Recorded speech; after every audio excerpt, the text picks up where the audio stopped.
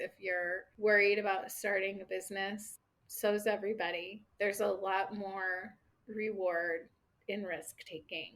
I think people are pretty calculated when they take risks anyway, but I would encourage people to do it. I think it's good soul searching. Welcome to the Coast Podcast. I'm Emily, a virtual assistant agency owner who left Amazon in 2019 to build my dream. And I'm Whitney, a freelance writer and communications consultant who never felt at home in a cube farm.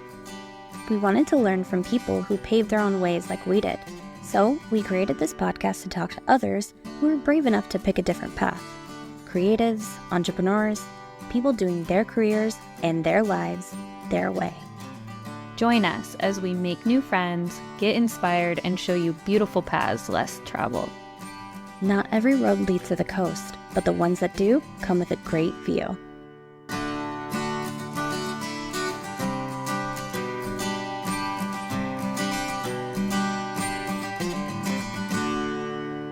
Hello, everyone, and welcome back to the Coast Podcast. My name's Emily Given, and I own a virtual assistant agency in Lynnwood, Washington. And my name's Whitney Popa. I own a communications consultancy in Edmonds, Washington. And today we are here with one of my hometown homies. I think I can call Edmonds my hometown now.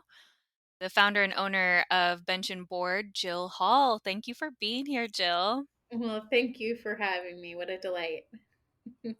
And we knew of you, but we were very honored that you sent us such a kind email about the podcast and just like connecting to other local business owners. And that's really, you had been on our list, and then it was just like the universe telling us you need to get Jill on the books. But the thing that we've been trying to do here for the past 2+ years with our interviews is really connect people. And what you said to us before we started recording is that sometimes it can feel isolating. And that is exactly why we started this podcast. So we love that you're here. We love that you are willing to talk to us about your journey as well. And I just wanted to thank you again for that email because it really lifted us up. And as I was saying too before we started recording, it can sometimes feel like shouting into the void of like, we just want to connect with you and know other business owners as well. So we're glad to make this connection.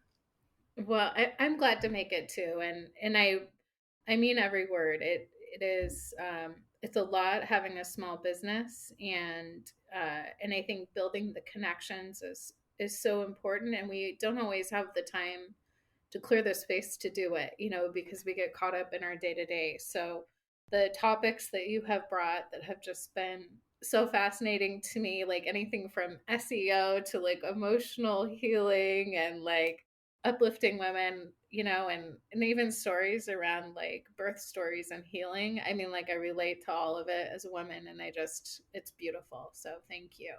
I think we both really needed that message today, so thank you very, very much. Yeah. Yeah.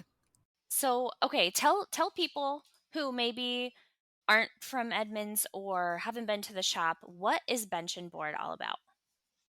So, my hope with Bench and Board, I probably used shopping as a little bit of a vice when I was in the corporate world. Can't relate. Just kidding. Not me just, walking to Nordstrom at every lunch break, or then working in Nordstrom corporate and also walking to Nordstrom at every lunch break. Just kidding. I know, and it's probably like a little bit of a serotonin hit for people, but I loved just the distraction of it. And it's like I would do it when my husband was watching sports and I didn't feel like it, or if I needed a break from my toddler daughter, and who's now 14.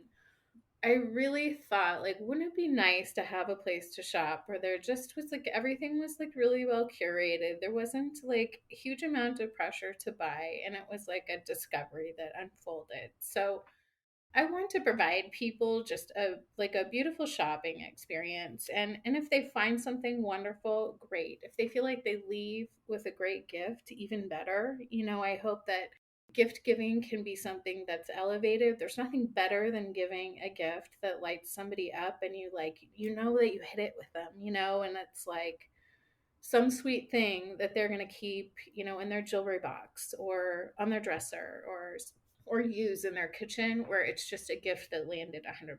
So I feel like generating that message of love and helping people give that message of love to others when sometimes maybe you just don't have the words, or you don't know how to thank someone so much for the dinner that meant so much to you because you just really needed to see a friend. That's really wanted where I wanted to connect with people. And I think generating this store, I mean, like a deeper story into like my journey into creativity, but really around building the store, I wanted to give people that place to shop. And I felt like there wasn't much in North Seattle like to find. I mean, there's little gift stores, there's wonderful shopping in Edmonds, but I really wanted to build that experience for people. And I felt like a lot of my favorite places to shop were like closing down or were kind of inaccessible after the pandemic. Emily, she has Taylor Swift prayer candles, or she did, if you're a Swiftie. What? I do. I just bought my Super Bowl shirt and it says, I hope Taylor's boyfriend's team wins. I'm very excited.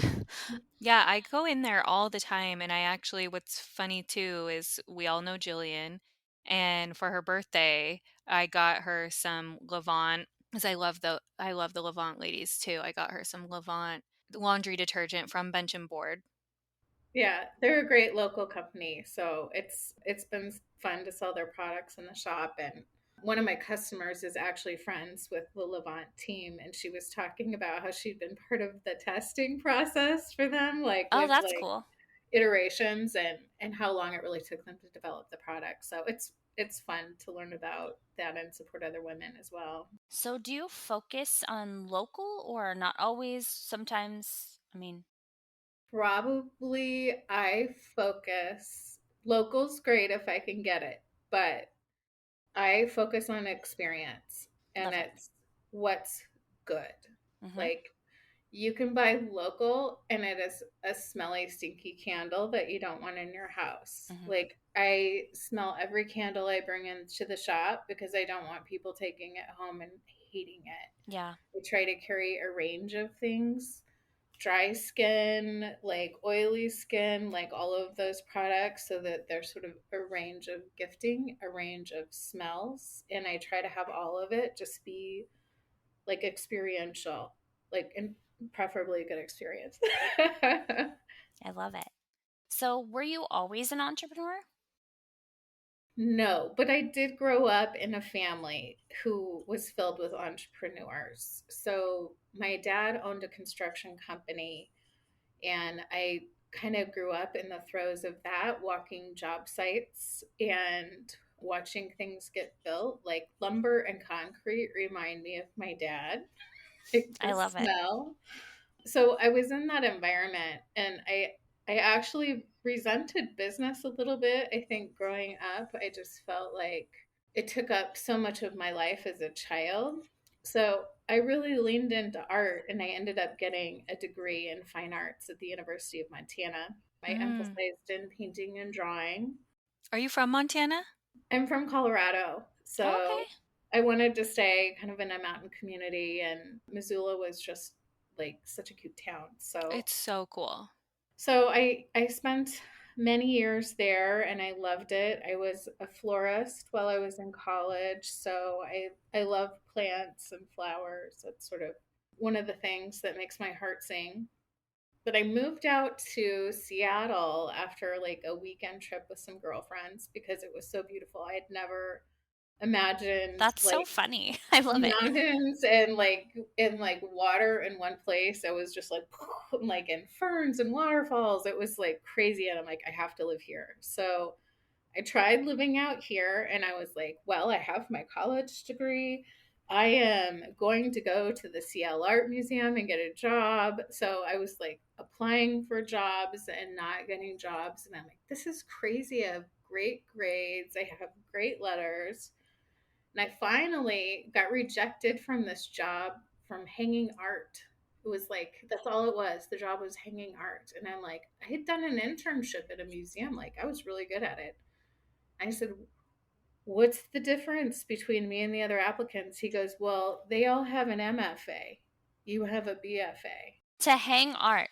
Yes. And I was like, oh my gosh. Like, Wow. that's like $60,000 I don't have, and a lot of like more school that I like really can't afford to do to get the job that I thought was just barely going to pay my bills. So Right, to hang art and not pay for that degree that you had to get the job. yeah, so it was, I mean, that is the world of the arts, unfortunately, right? And I started doing more research on it, and I was like, well, I wanted to be a museum curator, and like the wages are about $30,000. You know what's interesting about that? Well, Emily and I write a column together, and I just wrote kind of about that, like a little bit a nod to the privilege of it. Like you have to be rich basically to be in Yeah. art. Yeah, which I was not. I mean, my parents provided for me, but it wasn't like I just had a bank account sitting around with a bunch of money Right. or a trust account. So I had to do a little soul searching. That's the same for me where I was like at that same Yeah. level. So I just had to do some soul searching, which led me into working for my dad to kind of get some money in the bank. Honestly, like I wanted to buy a townhouse, so I accomplished that. But then I started talking to my dad about business more, and I spent a lot of time, and I'll call it getting my business degree from my dad, because we really talked about his business and the challenges, and I was working with him for a few years, so I really saw him in the throes of what he was doing. Construction is an extremely difficult business, so like hats off and huge nods to anyone who is pulling it off, because it's complicated. But he had a couple buildings he managed with partners, and he asked me if I wanted to manage the properties. So therein kind of began my foray into property management, and that was in 2001. I'm dating myself now, but the rest of my career, really for the next 20 years, was focused on growing myself from an administrative level position into a senior vice president at a corporation. So I started managing high rises for another small company. I moved out to Seattle, where I was like, yay, I get to go live in Seattle and like be in the place I wanted to be. I helped to open an office out here for a markets real estate company, and help them buy some assets, which was fun. And then I started into corporate real estate management about 2007, and I was managing real estate on behalf of large companies, big banks, cell phone carriers, computer companies, airline manufacturers. And basically, they're so busy running their companies, and they don't want the overhead of a real estate department. So we would come in and be their real estate department. Cool. Really fun big business, right? You got the autonomy a little bit of entrepreneurship, like being an account manager for one of those companies. You're basically working with someone who is not necessarily a skilled expert in real estate, but you have to be their expert for them. So you kind of tack on. We would grow and shrink with the company as they needed us. We would do acquisition and disposition. And I loved real estate, and I got into an account executive position, which was fun. I led huge teams of people. I love mentoring women. But I got into sales, and the pandemic happened, and I had my daughter at home with me, and we were doing sales pitches over Zoom calls, which is just the worst way possible to connect with people. Yeah, I And bet. I think I just had like so much sadness from being disconnected with others. But like my turning point of like where, I jumped out of the airplane and hoped the parachute would open is I went back to the Seattle Art Museum. Oh, funny. They had just reopened, and I was walking through the painting gallery, and I saw this painting by Alice Neal, who is one of my very favorite painters. She does portraits, but I was looking at the painting, and I was like, got so sad.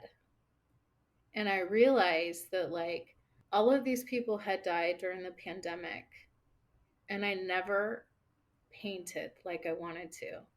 That's what I was going to ask you, is what you did creatively during all this time, because you had to have had a creative outlet. I tried to set up 100 art studios, and I would get too busy with my corporate job to really complete on it. Throw a kid in the mix, and it's like, where did my time go? Mm-hmm. Like, so I have been like sidelining it, or I would do flower arrangements, or I would garden. I mean, that's how I like fulfilled myself. But I really got to that point where I was like, I really wanted to develop my art, and I didn't. What is going on? And it was really just like an apple dropping on my head, and I just looked at my husband and I was like, I can't do this anymore. Like I have to try to run down this other tunnel for a while. And we laugh. We call it like, is it my sabbatical? I don't know. Could I take a foray back in real estate? For sure. And I would jump in and I would love it. But I feel like stepping away, it really allowed me to work on painting. And the culmination of it, like last summer in June, I was like applying to be in different art shows, but I've been painting birds, which I love to watch in my backyard. But they picked my art for the Puget Sound Bird Festival poster. Oh, So, that was you? The one that was yeah, here at Francis Anderson? uh-huh, Oh my gosh, yeah, awesome. yeah. So What kind of birds do you paint? I love that. I mostly like the birds around here. So, like, juncos and pileated woodpeckers and Steller's jays and, a few others. But and I do flowers and things too, but the birds have been a lot of fun. But I mean, that just sort of like validated, I guess, like moving into art and feeling like I'd accomplished something. So it was not that I needed that, but I think sometimes when you got like that external validation, Mm-hmm. you feel like you're not just making art for yourself. Yeah. It's funny because we do and we don't. We need it and we don't need it. Yeah, and so I just it felt good, and I felt like, okay, like my reason for stepping away like was sort of realized, and I don't know. I don't know if that makes sense, but It does. Oh, Yeah. it makes so much And we were there. sense. My kids and I, we were dissecting owl pellets. I was very excited about the bird fest. I love an owl pellet dissection. You Yeah. texted me about it, like how excited you were about I it. did that in school. Nobody else did it. I don't, they all, I did it. I did a summer camp where we we did did it. it like in class. And I went to elementary school in Olympia, and I guess we're different down there. But I love an owl pellet, and it's like the Tootsie Pops, where like if you get the Indian shooting the star, then like you get number one. Apparently, you used to get a prize or something. For me, it's finding the skull in the owl pellet. Like that's your prize. Same level of satisfaction. I love it. Well, birds are a lot of fun, and I feel a little bit spiritual about birds too.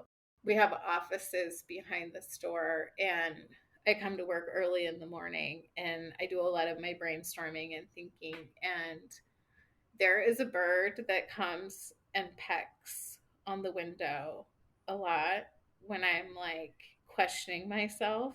And I swear, like, it's like a spiritual message, like, do this, knock knock, do this. Totally. The way you're saying it is you're like, this sounds weird, but, and it, just to let you know, it doesn't sound weird to us. Like, not at all. No, But some people might be like, have a great day. we're all No, about signs and synchronicities. birds, hummingbirds in general, like like specifically are my thing. And I'm showing you my tattoo Oh, of a hummingbird for my grandma because I fully believe my grandma communicates to me through hummingbirds. My dad 100% does eagles. believe that. So you're talking to the right people well, here. good. I think birds are kind of magical, and I had like what had me start painting birds was I had this series of stellar jays that kept coming to my yard, and I was like, gosh, wouldn't it be fun if I tried to paint one of those? And I'm like, this is going to be a train wreck on paper with watercolor. but it actually came out well. And like maybe that was something too that I was like not expecting, because I didn't expect to, when you go to paint something, you're like, is this going to be awful or is this going to actually turn out? And my bird paintings have always, for some reason, like worked out, and it's been like joyous and easy. So I did want to call out too that you have a studio in Bench and Board, or a little gallery. I do. I do have like a little wall of art, and I've been selling a lot of art, which has been really nice. In fact, I feel like I sell it faster than I can like sit down and make it, which is probably a good problem to have as an artist, but it's been fun. And I have two other artists in my store, Kate Rose Johnson, who is a fabulous artist. She was painting with Puget Sound seawater and watercolor. Wow. So she's just like really kind of experimental and just a delightful person. And then I have another woman, Andrea Messiano, and she does like little found objects. She finds sticks and stones and makes families out of them, and like That's couples, and cool. it's neat. So I love that. As you've been talking, one of the things that's been on my mind is, how did you go from high power, 100% masculine real estate all the time, to like chill art, everyday energy? That transition would be hard for me. oh, Whitney, I felt crazy. Like when I left my real estate job, I was like, I mean, just in transparency, I was like, in 2 months, I felt like they forgot who I was. And I really realized how replaceable corporate people are, right? Mm-hmm. I don't know, maybe they forgot. It felt that way. It feels like they're like, okay, we're turning your computer off. Have a nice life, right? Yep. And you go, Actually, yeah, and you yes. go from having like this, like, wow, I thought I really had this community of people, to all of a sudden like no one. Yeah. And I do feel like I lost some confidence in myself in that time period, and I really had to fight hard to rediscover who I was, because I had so much of my identity wrapped up into what I had achieved there. And I even some days have to really sit down and go, I really did a lot there. I was a successful person. I still am invested in a lot of the women that I like nurtured their careers along or gave them opportunities. I still follow them on LinkedIn, and I love seeing that they're getting promoted. Like I love it. LinkedIn gives me But PTSD. Ugh. Don't like it there. but it's also I really had to turn inward, and I've done a lot of work. I've read books. I've done art classes.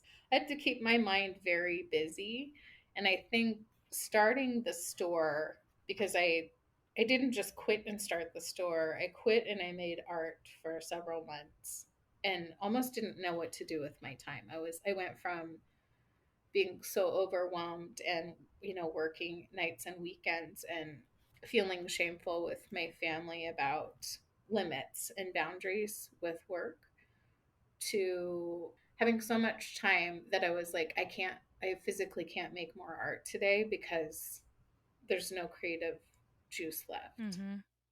So starting the store was good. I had to like learn a whole new industry with retail. I mean, I had floral skills and merchandising skills, but this is like I wasn't selling widgets, I was selling service before. Yep. So I've had to relearn that. It's been a good distraction. I have a busy mind, but I feel like I've also connected a lot more with the softer side of myself. And so many things of like I just have reflected so much more about women's experiences and women having voices in our communities. And there's been all of this diversity dialogue, which is so important, that has happened like in and around the pandemic. And it's been really charging for my husband, as well as me. His parents were at Martin Luther King's I Have a Dream speech together. And his mom was white and his dad was black. And they were married, I think, when it was still not legal. And she used to say, Shannon's mom, like, you were born to bridge gaps. That's so cool. It is. And we have had so many conversations because he was rejected by the Black community as a half white person and rejected by the white community as a half Black person.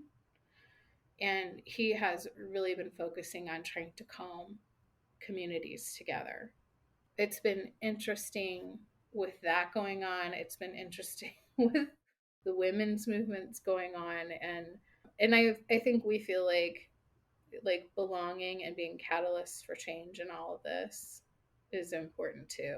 So I don't know why I went down that road, but I feel like that's all been part of the journey in like the last 3 years for us. And like when I say finding that softer spot, like finding the compassion Mm-hmm. for people, for women, for communities, for people who are underrepresented, people who can't have a voice, people who need a voice, Yeah. people who need to explore their voice. For me, it's been a lot of undoing too. Questioning something, if something comes up for me, like, is this my own idea? Is this mine to hold on to? And really like taking extra time to be mindful of the beliefs that I have around everything and being open to changing my mind.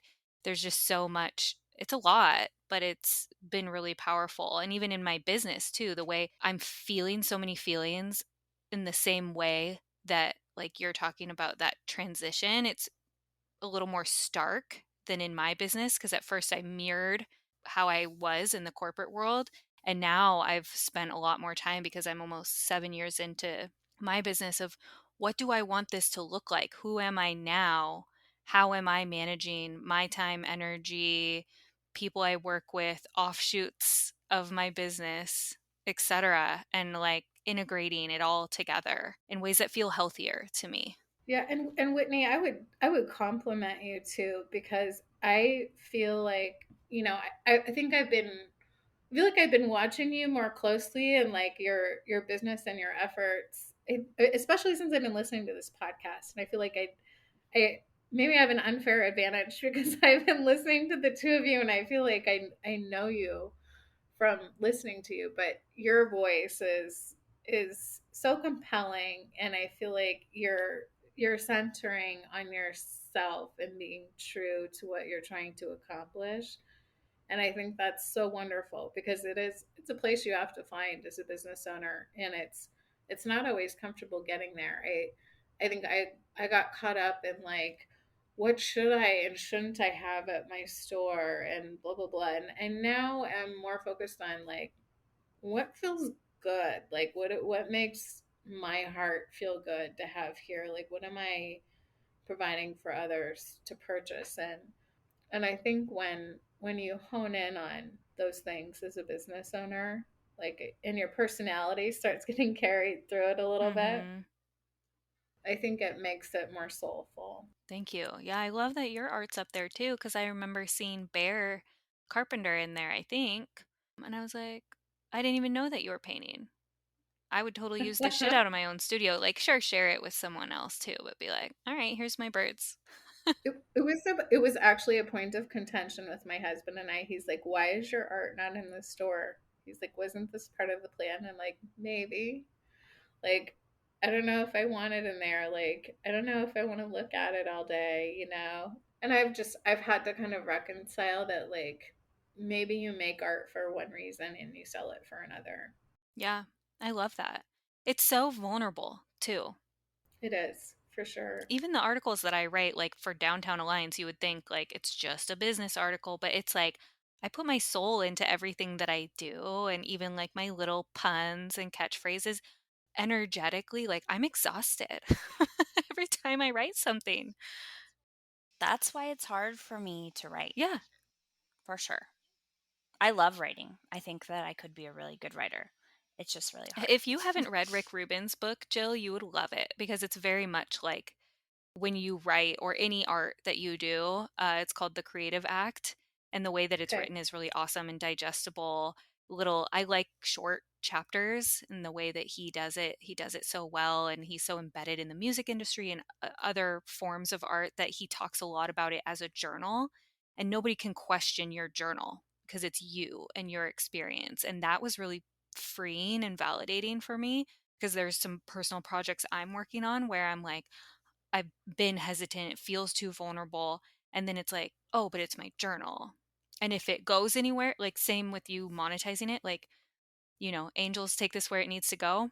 We're not in control of that part. All we can control is what we choose to share and like how the art comes through us, not how people receive it. And I need to be beat over the head with that probably every day.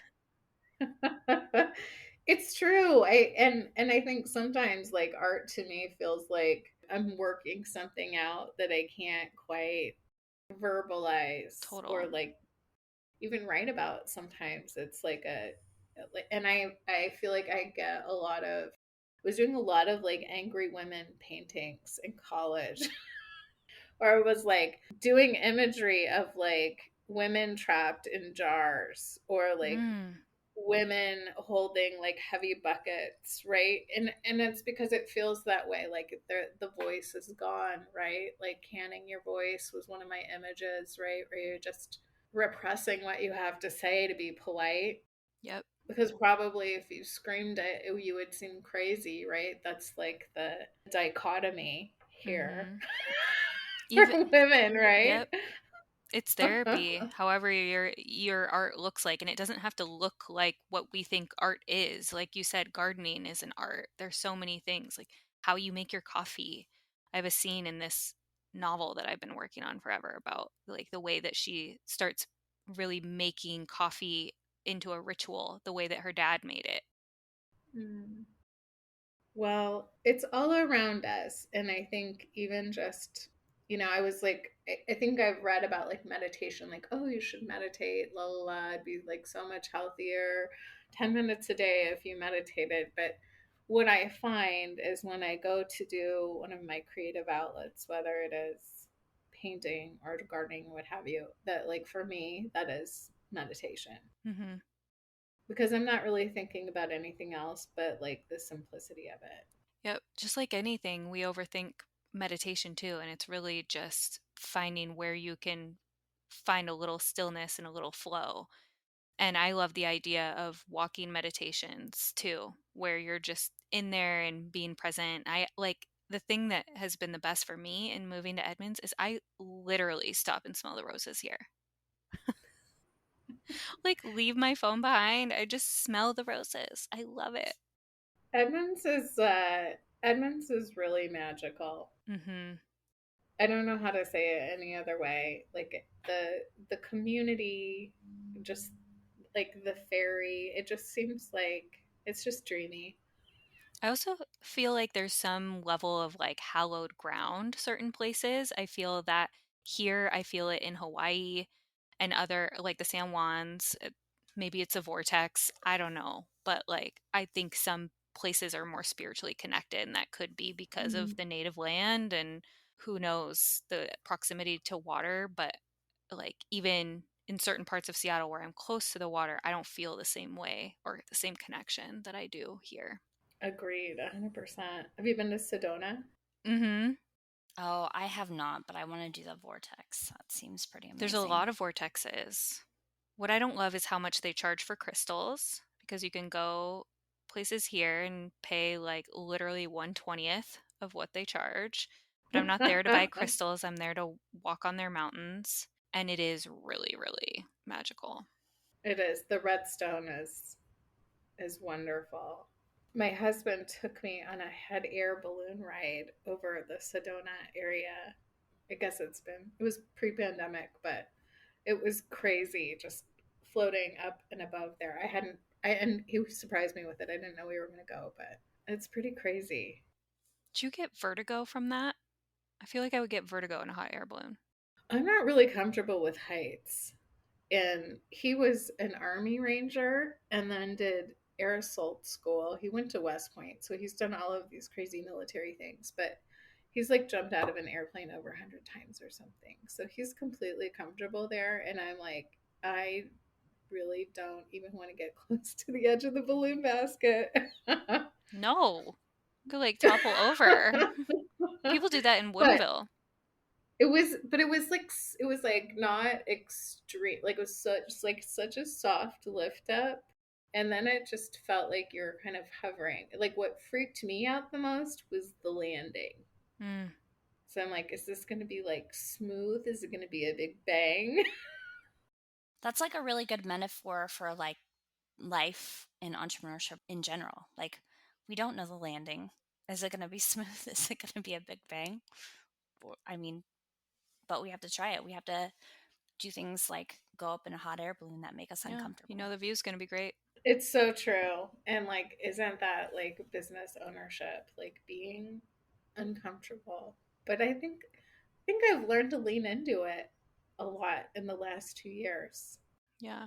It's almost like a feeling of like, is it being uncomfortable or is it being like secretly excited? Yeah. Or both. I feel like from what I'm hearing, it sounds like it's brought you closer to yourself in a lot of ways that are really meaningful. For sure. And I think the things that I would put out there for people is if you're worried about starting a business, so's everybody. There's a lot more reward in risk taking.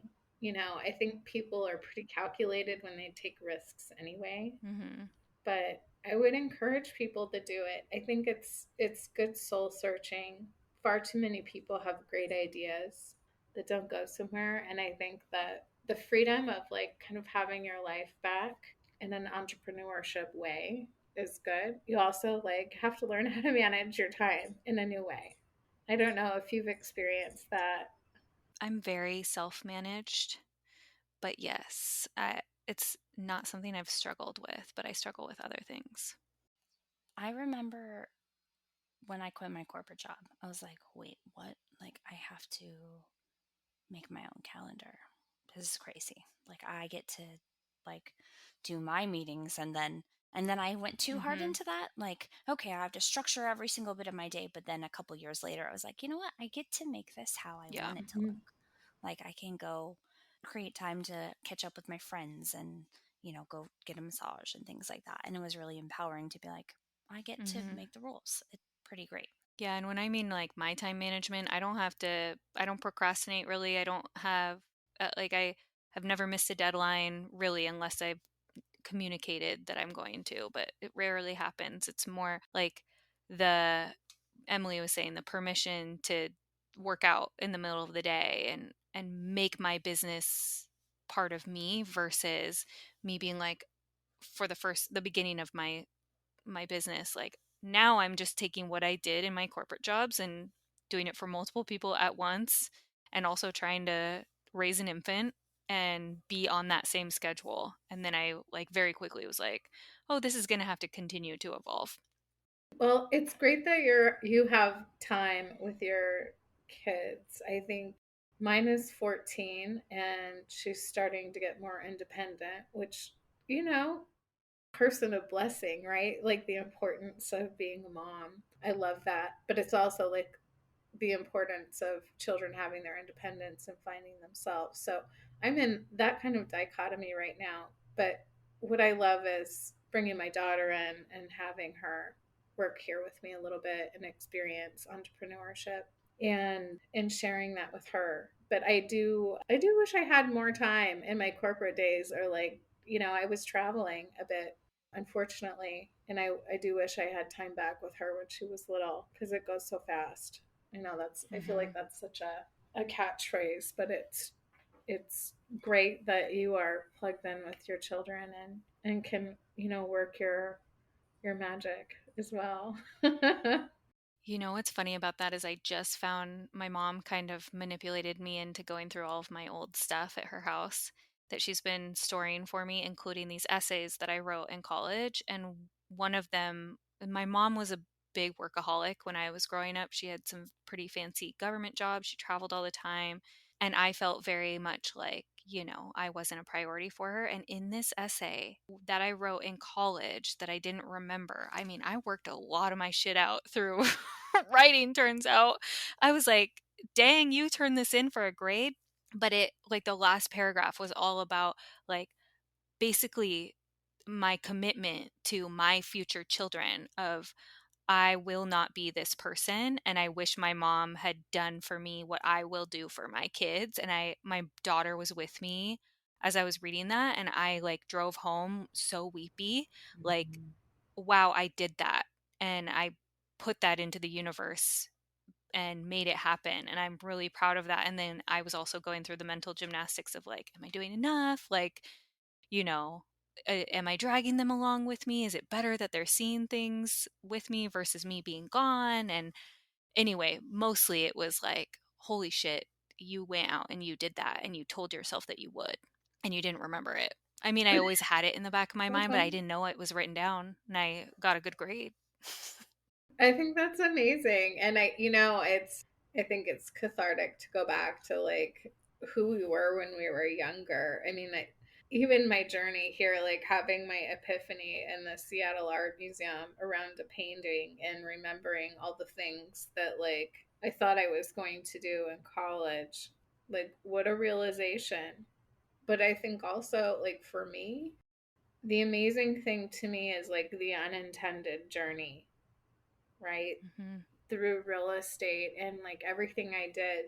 And I think, the I've had like I feel like I've had imposter syndrome so much of my life. Like I was like when I was in real estate, I'm like, they're gonna find out I'm an artist and they'll like think I'm crazy and that I don't belong in the room. And then you get into moments where, like conversely, I get out of that and I'm like, well, wait a minute. Like, I haven't been an artist for a really long time. I'm not even sure if I can paint anymore. But the bottom line is you are what you say you are and what you lean into doing, you know? Mm-hmm. And you're doing it. You just have to, like do what brings you joy. And I think that's probably the biggest message, right? Yep. And we're lucky too that we get to invent our jobs out of thin air, basically. Emily and I text about that all the time. We do. Like, can you believe we made this up?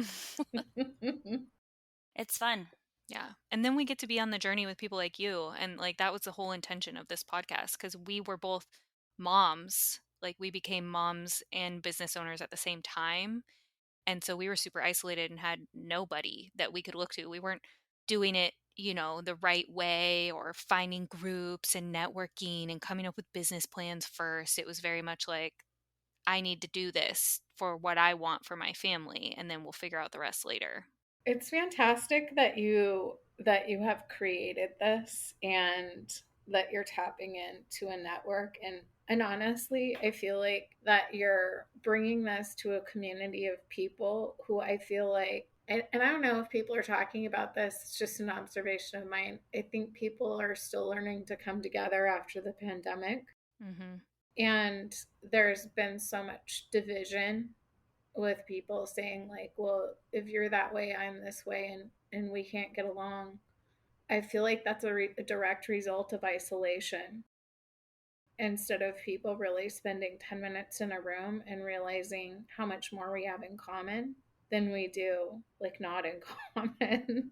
And I think this podcast is great work in that sense because you're asking people for their experiences and their deep feelings and like their hard times and their happy times. I didn't even finish it, but I was listening to the last one talking about like healing, energy healing, and like, oh my word. I'm like, what on earth? Allie's so cool, isn't she? That was such a cool episode. What on earth? Mm-hmm. I mean, I'm like, it was such a good episode, and I'm not even finished with it, but all of that comes to bear. Like we all have things that we can relate to each other better about. And I really want to see people come around. Me too. We're on a mission. It's a beautiful mission. Should we jump into rapid fires? Yep. Awesome. What are you proudest of in your business right now?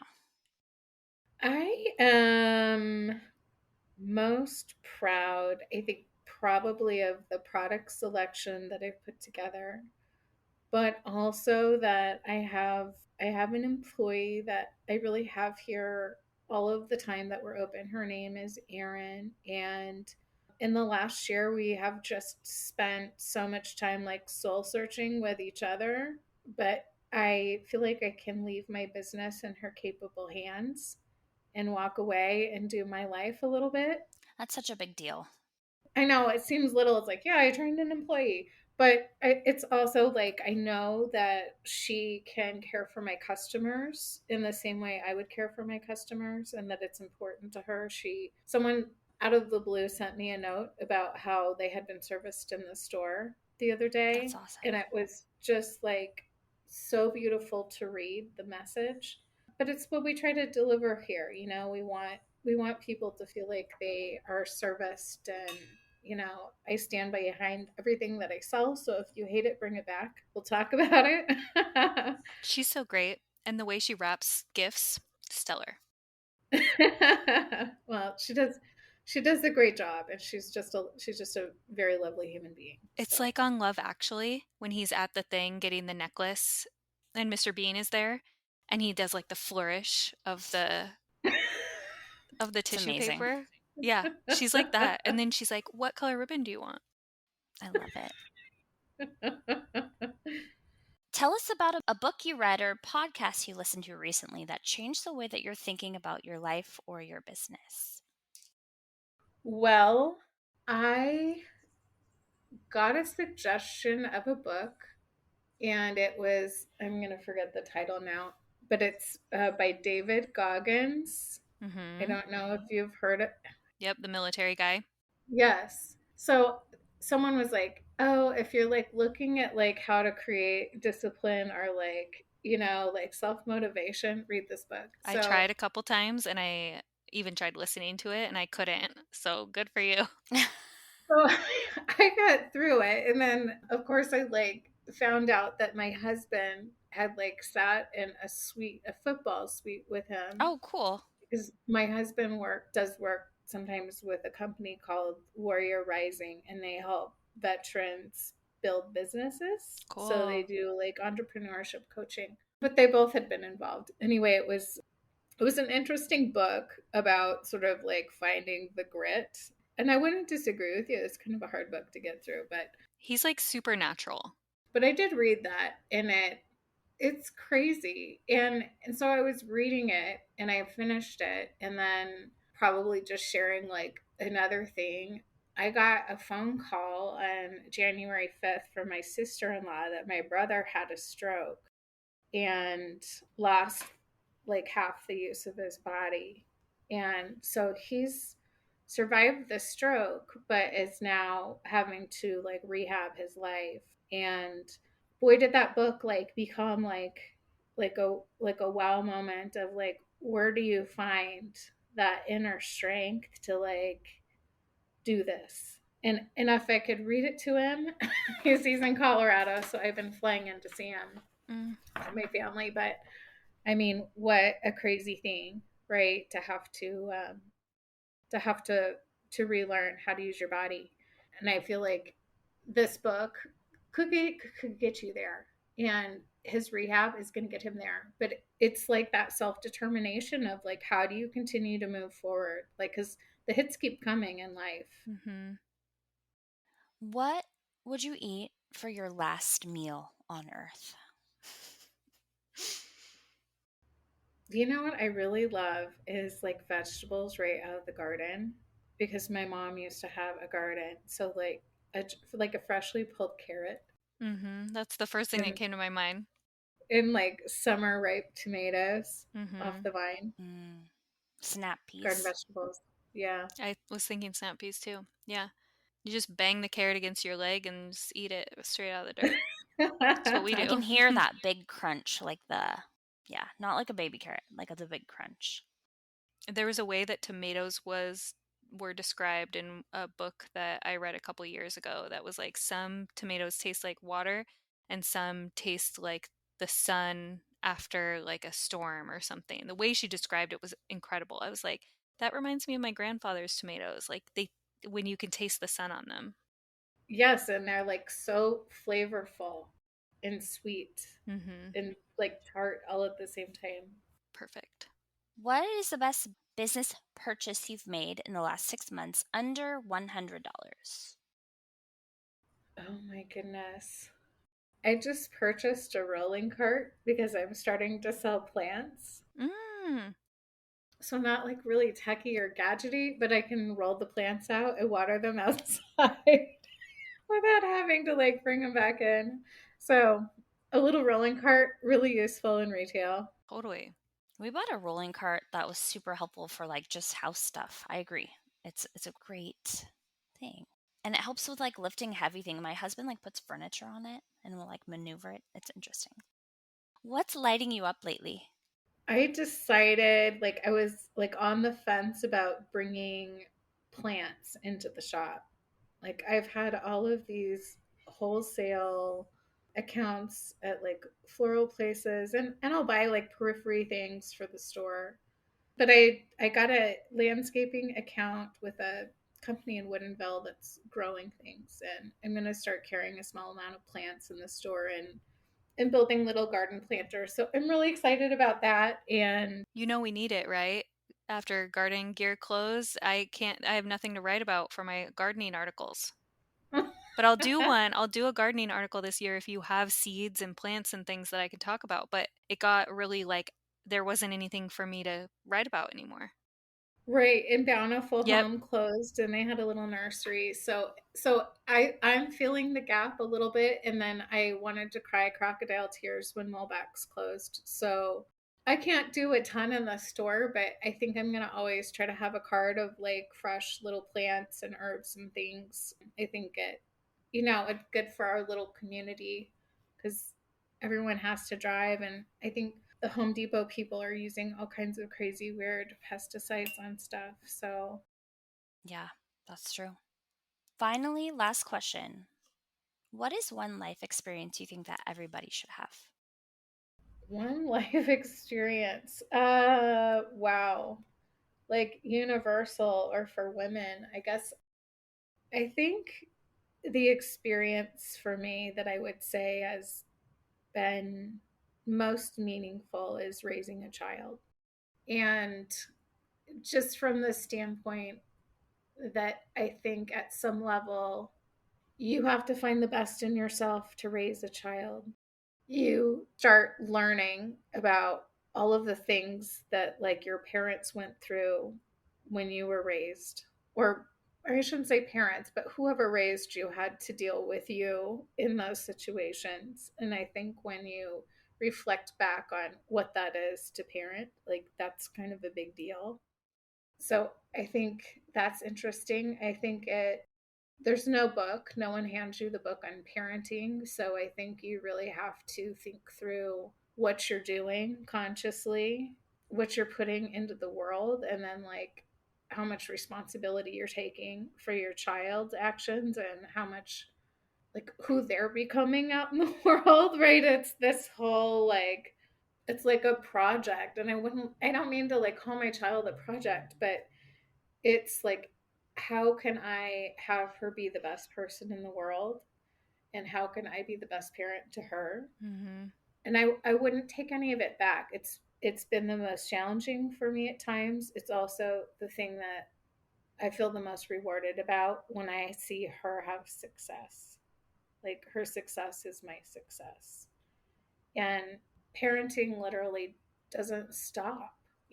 I mean, like sharing with you about my brother's stroke, like, do you know who's sitting with my brother every day? My mom and Mm-hmm. my dad, you know, and they are rooting him on. Like, the parenting doesn't stop when the kids are out of the house. Like, you never stop that. And I think that it's such a beautiful relationship that we have with our families, whether they're like parent child relationships, adopted relationships. I have a couple friends who adopted kids, and they have given these kids the gift of a lifetime being present parents where their real parents weren't. So I think there's so many children out in the world that benefit from parenting and parenting relationships and mentorship. So For sure. Yeah, it's tough, but it's great too. So, last thing before we go, where can people find you? Let's do the physical location too, and like on the socials and everything. And you've been doing a great job sending emails, by the way. I've been noticing you've ticked up the newsletter. I try to do, it's my Saturday newsletter. So I get coffee and I write on Saturday mornings. I try to have it be interesting. So thank you for saying something. We are at benchandboard.com on the internet, and I have a website, so we ship anywhere in the US. Most items, like oversized, I usually don't, but most of the catalog of what we sell is on the website. So if you want to visit that before you come in the store to see what we have, you can. We are at 610 Main Street in Suite A, so the corner of 6th and Main, in a beige building. We have a little black and white canopy out front. Instagram is at Bench and Board, and Facebook is at the Bench and Board. Somebody took bench and board. Yeah, I don't know. They didn't have it when we were there. So anyway, That's always frustrating. 'Cause we love a consistency, but yeah. I know, right? This has been such a pleasure. Thank you so much, Jill. And I want all the people to come and visit you. One of my friends who lives in Issaquah, which is in our same area, if you're listening from like out of state, she came up for a party that I had at Anchor Chic and was like, this is the perfect place to spend a Sunday. Like everybody loves Edmonds on the weekend. I'm like, yes, come back and let me take you to all the shops and show you where to spend your time, which of course, like when I brought my client from Made in Washington, we started at Bench and Board. I would like walk down all the way to Oh, Vietnam. fun. Yeah, it's good to go downhill and then you're not having to climb it back up. Mm-hmm. Well, thank you so much for spending time with us today, Jill. And thank you, everyone, for tuning in to another episode of The Coast. We will see you next time. Bye. Thank you both. Bye.